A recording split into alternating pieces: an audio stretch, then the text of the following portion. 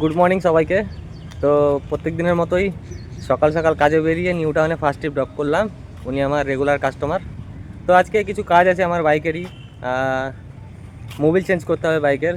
আসলে Mobil change করার ব্যাপারটা খেয়াল থাকে না, ঠিক আছে, যে কবে পড়ি 2000-এ চেঞ্জ করার কথা, 4000 5000 কবে যে চালিয়ে দিই নিজের খেয়ালই থাকে না। তো এইবার ঠিক করে রেখেছি যে মোবিল চেঞ্জ করার সময় মিটারের ছবিটা তুলে রাখবো, তাহলে হিসাবটা ভালো থাকবে।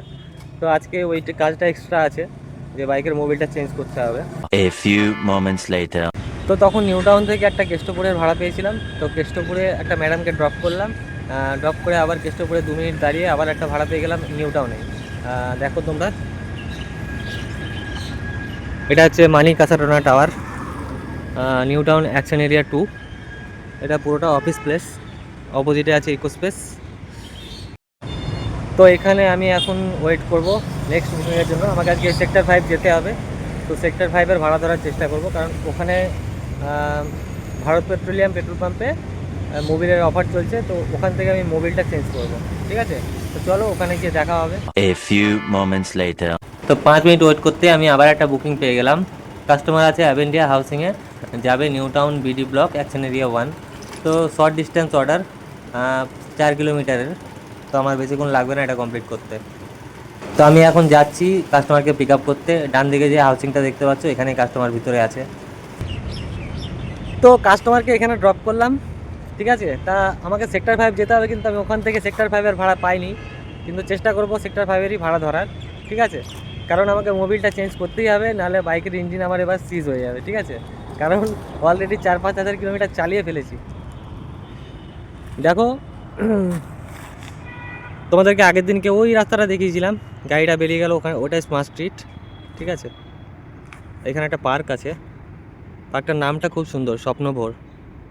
কিন্তু সিনিয়র পার্ক লেখা আছে কেন জানি না, মনে হয় সিনিয়রদের জন্য, আমরা যেতে পারবো না। আর এখানে আছে একটা মেলা গ্রাউন্ড, এখানে মেলা হয়, এখানে মেলা লেগেই থাকে।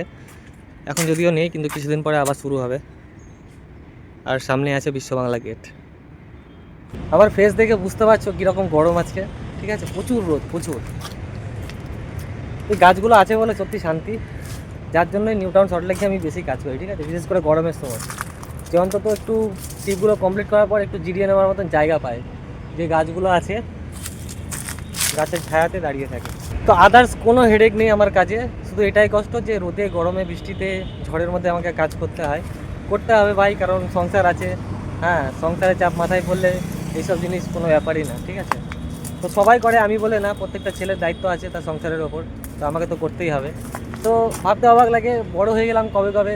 হ্যাঁ, তো কিছু ভিডিও বানিয়ে নেওয়ার পর আমি লাঞ্চটা সেরে নিলাম। আজকে যেহেতু প্রচণ্ড গরম, সেজন্য আমি ডিম মাছ কিছু খাবো না, সবজি ভাতই খাবো। আর এই লোকেশনের কাছাকাছি থাকলে আমি এই হোটেলে এসেই খাবার খাই, কারণ রান্না খুব সুন্দর। A few moments later. তো আজকে সেই তখন থেকে এখনও সেক্টর 5-এর ভাড়া পাইনি, খালি এখানে ওখানে যাচ্ছি, একবার গিরিশ পার্ক, একবার বড় বাজার, এরকম করে ঘুরে বেড়াচ্ছি। লাস্টে আবার নিউ টাউনেই আসলাম বিশ্ববাংলা গেটে। তো এখনও পর্যন্ত সল্টলেক যেতে পারিনি, তবে আমাকে যেতেই হবে, আজকে মোবিলটা চেঞ্জ করতেই হবে, ঠিক আছে। তো ফাইনালি আমি সেক্টর 5-এর ভাড়া পেয়ে গেছি, তাই কাস্টমারকে ড্রপ করে চলে এলাম ভারত পেট্রোলিয়ামে মোবিল চেঞ্জ করতে। তো আজকের ভিডিওটা এখানেই শেষ করছি। মোবিলটা চেঞ্জ করা হলেই আমি বাড়ি চলে যাব। আর ভিডিওটা কেমন লাগলো অবশ্যই কমেন্ট করে জানিও। সবাই ভালো থেকো, সুস্থ থেকো, টাটা।